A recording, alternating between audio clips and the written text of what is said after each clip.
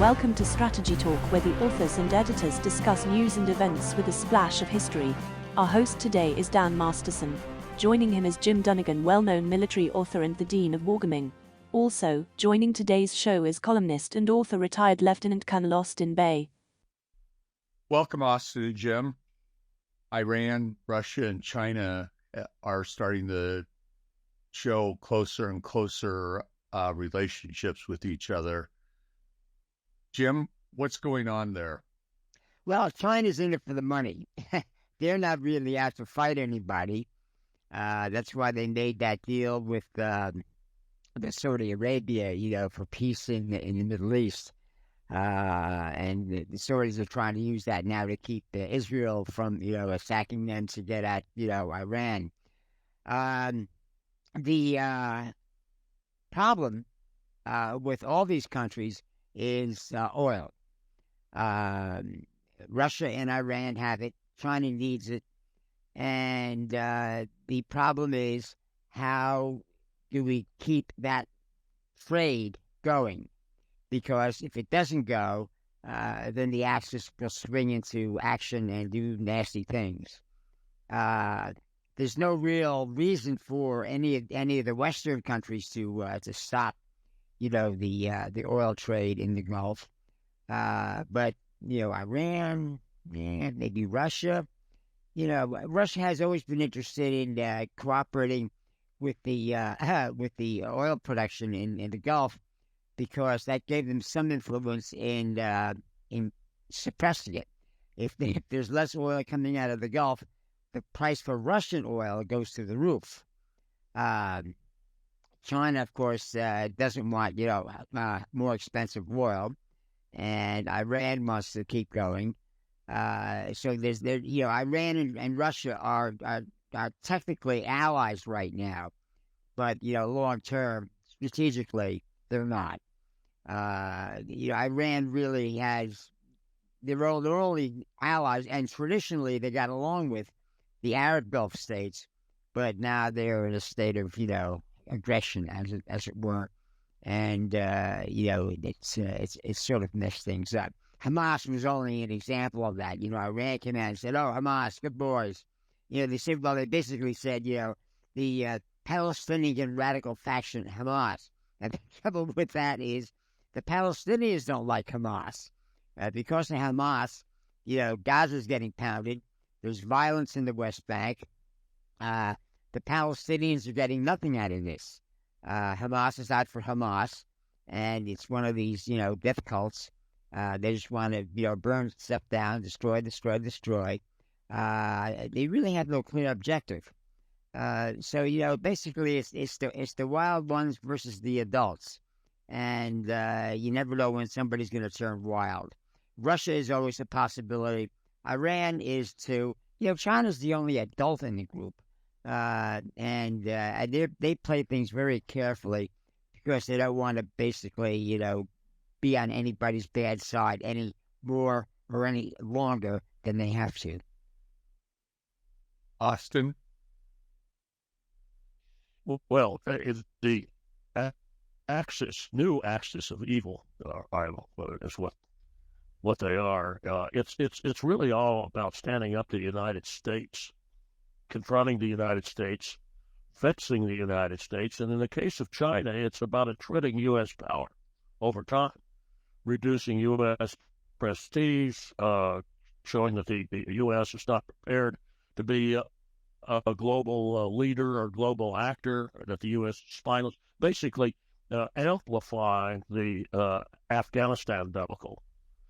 China set out to test the current administration right off the bat in January of 2021, when they, and essentially the senior diplomats meeting in Alaska, they berated us and went after American representatives there, and showing their spine, their backbone, and how feckless the United States is.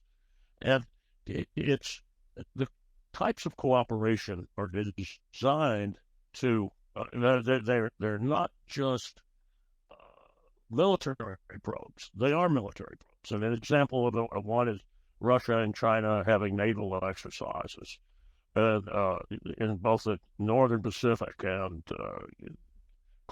near Japan. But it's a diplomatic probe, showing the same, with replaying the same tune about, see, we're big and we're able to increase the worry factor or the pucker factor of the United States.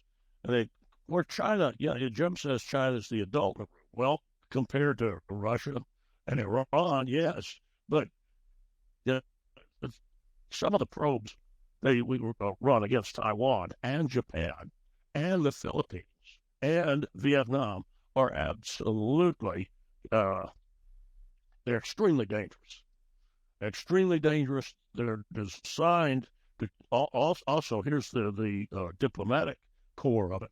It's a bilateral push where China is overwhelmingly powerful, particularly Vietnam and the Philippines, and Taiwan. Japan is a slightly different story. But our regional might, and the U.S. can't be here to back you up. Why can't the U.S. be there to back you up? Number of reasons. It's primarily a Navy and then air show. U.S. forces are spread thin. Now, ship for ship, as Jim points out, the U.S. Navy is superior, but we've got a hull shortage. That's one way of putting it. Don't have enough ships to meet the commitments, especially a commitment where you're up against a major regional power. And on the edge of being a global power. It already is a global power economically, but being able to project a military power strategically, China's on the edge of that. But it's to show you. It even sends a message to South Korea: the U.S. can't back you up. And the game that the last couple of columns I've written, like On Point column, it's about U.S. power being parceled out around the planet, and that is defeat and detail. We've discussed this before. The technique on strategy talk, it's as old as warfare. You pick off little pieces of the other guy's force, and he's the smaller, weaker force picks off little pieces of the stronger force. And then suddenly the stronger force is not all that much stronger, if it's stronger at all, than the smaller adversary that's been ambushing him and knocking off his supplies. And now you've got a one-on-one fight. That's really what's going on strategically. Iran draws resources, American resources, to the Eastern Mediterranean, the Persian Gulf, to the Red Sea. Also, Ukraine, U.S. gets a lot out of that. I know that there's a certain type of American listener that says, "Oh no, it's a drain." What is done to Russia? It's without the commitment of American personnel is extraordinary, but it is a drain on American stockpiles, military resources. It shows how strained our is our capacity to replace those stockpiles. We've let our I didn't say complex now, military industrial based production of military material, war material, decline to where we can barely surge it now. There's a lot that we have to replace. So you're getting something out of that, but still getting resources taken away, such as certain types of air defense missiles. And it's even that's a tactical, maybe a tactical point. But yes, an American guided missile destroyer could shoot down the Houthi drones and ballistic missiles that the Houthis have fired up the Red Sea and over Saudi Arabia in the direction of Israel. But it's got to expend its onboard munitions, making it more vulnerable to a conventional attack until its missiles are replenished. And all right, so that's the Middle East. You got Russia and then China with all of its various probes. Plus, there's another front. You want to call it, separated it from the Hezbollah front and the Hamas front with Israel, U.S. forces in Syria and Iraq, which Iran is more than testing. Iran is firing at U.S. forces in Iraq, and I believe so in Syria as well, or at least Iranian proxies in Syria. And then the question of, can you consider the U.S. immigration debacle to be another front? Well, there's an argument for it, because if you look at the number of suspects, not just suspects, among known terrorists that were picked up out of the comparatively small number of illegal migrants that were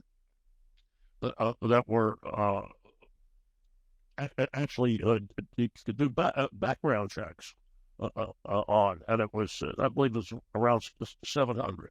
You've got a disruptive force entering the U.S., and the U.S. has had minimal or no control over its borders. It is arguably a military vulnerability. So that's there's a lot. And, all right, the question I thought that we've batted around before is this calculated? Is this intentional by this coalition? Because as Jim pointed out, Iran and Russia really aren't friends, and China has more use for a relationship with Saudi Arabia than it does with Iran. But is it calculated? And it doesn't have to be put together in a room. The people in Moscow and Beijing and Tehran are smart enough to see how to pull this off. And Tehran's doing it on its own with its proxies that are at war with Israel. It's a real conundrum, a real problem, and the U.S. really doesn't face it alone. We've got allies, a lot of very good allies, but nevertheless, we certainly since the Afghanistan debacle, you've seen this building up, and now we're facing it on the map. We're facing it on land, we're facing it on sea, and we're facing it in the air and near space as well. So, Jim, Iran is actually supplying Russia with a number of arms, correct? Selling them. They need the business. They need the money. Iran is bankrupt because they're all those sanctions are basically having an impact. Russia, there's a big difference between China and Russia. I think I should point this out. Russia will go to war without too much encouragement. And so they're basically tied up in Ukraine. They're buying weapons from North Korea. Some of those have to go through China in order to get smuggled into Russia. But the Chinese, they don't want to fight. I mean, basically they want to win, and they use different tactics. For example, they'll come at you from a dozen different directions, but not fighting, but simply threatening. They do it in the South, as also pointed out, they're doing it in the South China Sea, in Vietnam, Korea, Japan, you name it. But they're not attacking. The Russians are basically costing themselves a lot of people and money by actually invading Ukraine, and they're losing. Now, again, the Western, the NATO allies, countries supplying weapons and what have you to Ukraine has been beneficial in the respect that they're finding out which ones work and which ones don't, which ones could be tuned up a little bit. The stocks, the war stocks, basically are being emptied of all their older items. Especially artillery shells and bombs and what have you. They degenerate over time. And a lot of countries, I mean, like Russia, they don't care. They get a little older. They say, hey, be careful. Some of this stuff might go off in your face, literally.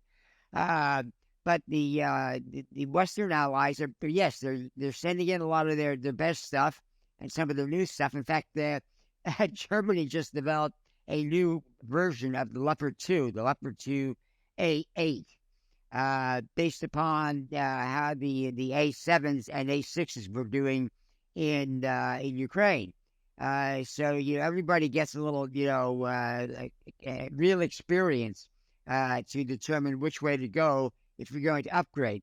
It's going to take a while for everybody to rebuild their stocks, but they're also realizing in NATO countries just how much ammunition is used.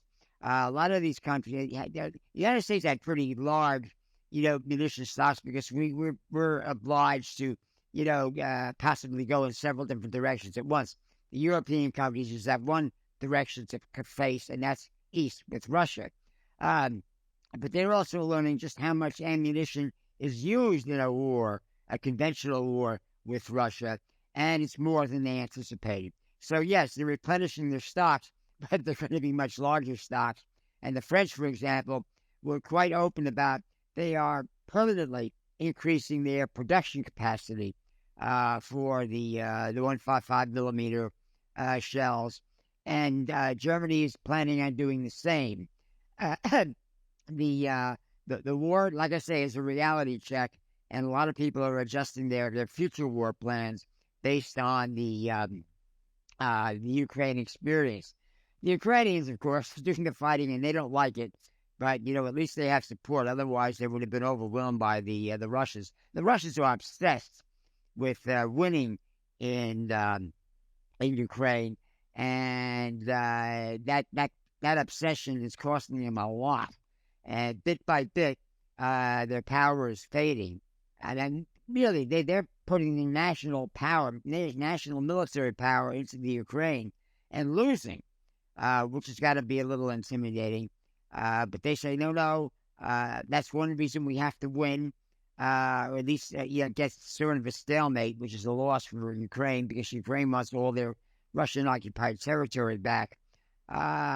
So, both sides have reasons to, keep it going until there's a victory. The Russians are the ones who are most likely to collapse first. They had these economic sanctions. They have, multiple commitments. They're buying these elderly weapons, munitions, and what have you from North Korea, and they're shipping them, via the Trans-Siberian Railroad, which should be more heavily used than it has been for years, and firing it off. But they have no other real source of additional ammunition. The North Koreans are making all they can, but North Korea needs all the help it can get.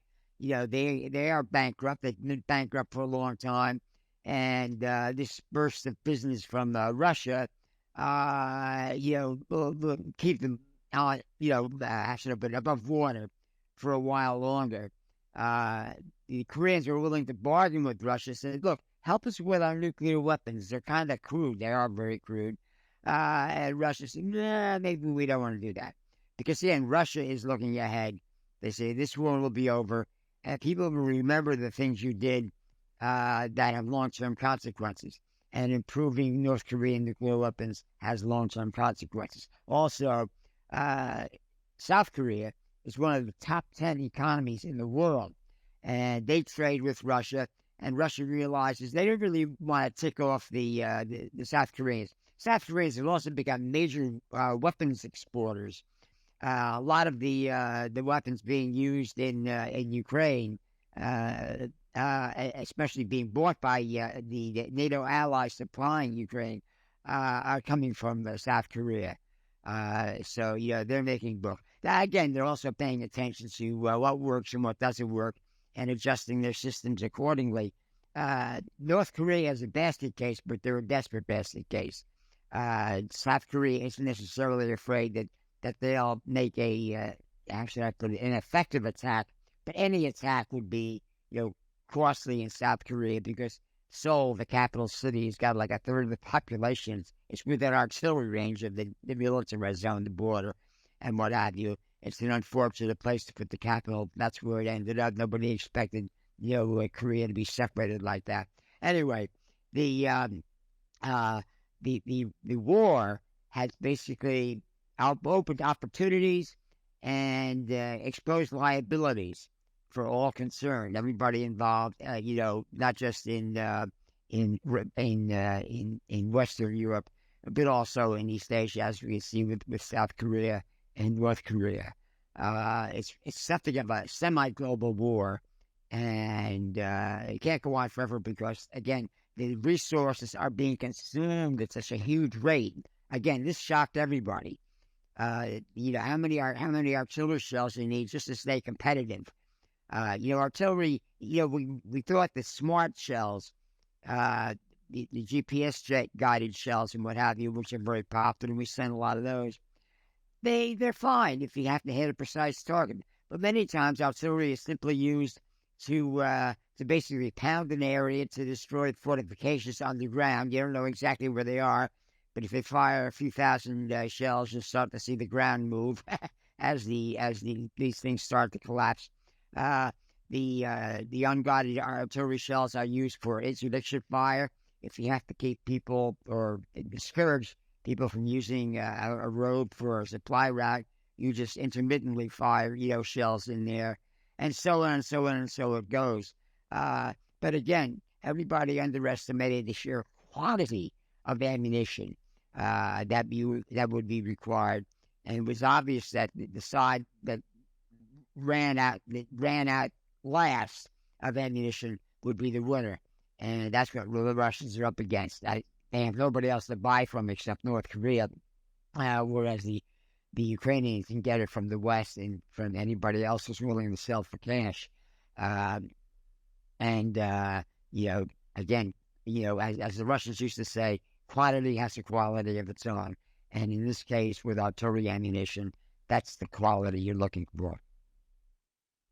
Austin, what benefits does Russia give to Hamas? Is it just moral support, or is there anything else going on?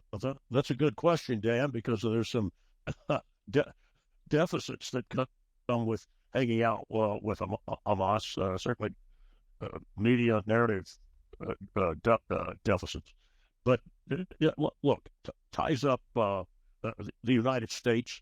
I know the immediate threat is to Israel, but if you look at the United States as the global linebacker for democracies, and I'll say the constructive, if they're authoritarian regimes.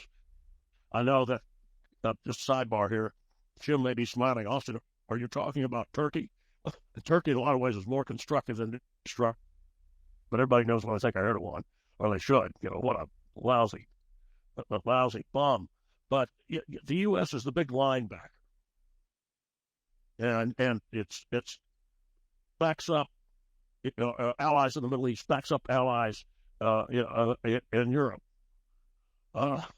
backs up Canada because there is a northern front emerging, backs up South Korea, Japan, Taiwan, the Philippines. I'm going to include Vietnam because essentially Vietnam is a coalition partner of the Philippines in trying to stop Communist China in the South China Sea, backs up Singapore.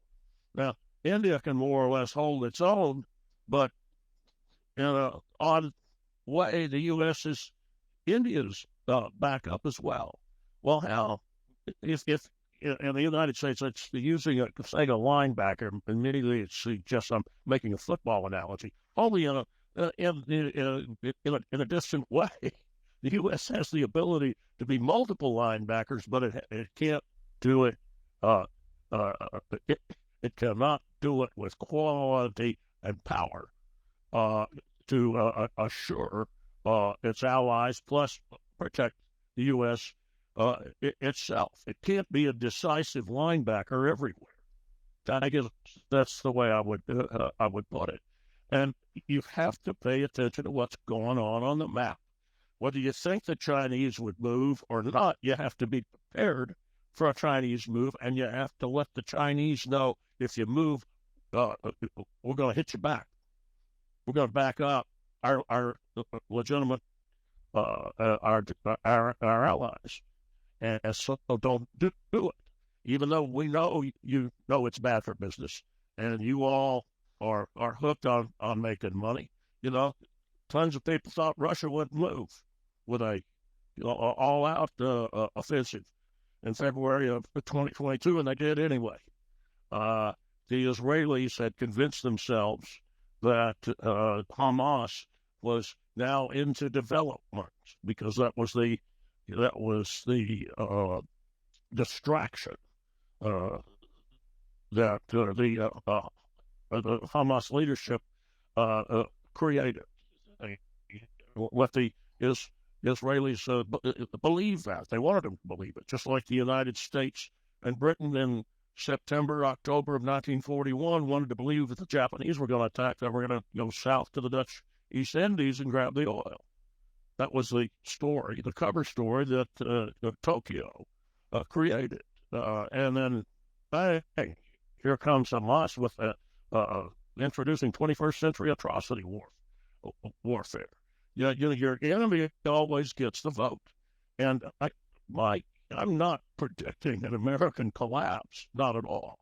But, and as Jim pointed out, and this has been on strategy page repeatedly, we've even said it, noted it, that there are coming out of the Ukraine's war, the Russian invasion of Ukraine, is a realization within NATO and the United States and South Korea that artillery still is the god of the battlefield, and you're going to take a lot of shells, and we drop down in our capacity to produce them. It's going to take a lot of missiles too. The air defense situation has evolved. We're back into a new era of air defenders. And it comes to the question, the fact is, I think I'm going to write about this sometime next month. How many arrows do you have in the quiver? That was a term that when a ballistic missile defense office existed, and I happened to be for 4 years as a reservist, I had a J3 strategist slot at BIMPO. It's SDI, missile defense. But the term was, if you get into a strategic anti-missile war, how many arrows did they have in the quiver? Because the other guy keeps shooting, and you shoot to intercept them. And you're going to try to hit every incoming warhead with at least, fire at least 2 anti-missile missiles, if not more, depending on type, size, distance, and the like. And suddenly you have no more arrows left. And they're expensive arrows to build, which is one reason that there aren't that many of them. Well, we've learned that with drones, swarming air and space type attacks, we need a lot of arrows in our quiver. So we have to build up resources, the military-industrial base, to provide the arrows and shells and the material to wage this kind of war. And if you don't, you're going to get caught short. And that awareness, as Jim says, everybody's making their adjustments. And that since the Ukraine war has been a wake-up call. I'll just say the West in a general sense, but what I mean by the West includes South Korea and Japan and Singapore and Australia. It's in a sense, it also includes India, but the what you would say would be the greater democratic coalition, where more or less they could rely on one another in an extreme situation. That's a little bit of good coming out of a terrible situation, but we're aware of it. I was going to make one add to what Jim's about using artillery. Lots of times you do go after area targets, and an area target, look, an infantry battalion or brigade that I'm talking about, personnel spread out in an area is an area target. And it's not something you're going to fire necessarily a smart, precise munition at. You want something that's going to be able to bring a lot of shrapnel, anti-personnel shrapnel over the area, and that's where you're going to spend a lot of rounds. So they can be dump rounds, but they're hopefully they're in variable time so that you can put the shrapnel down and catch the enemy infantry, be able to get them in their foxholes. But that takes a lot of ammo to do that.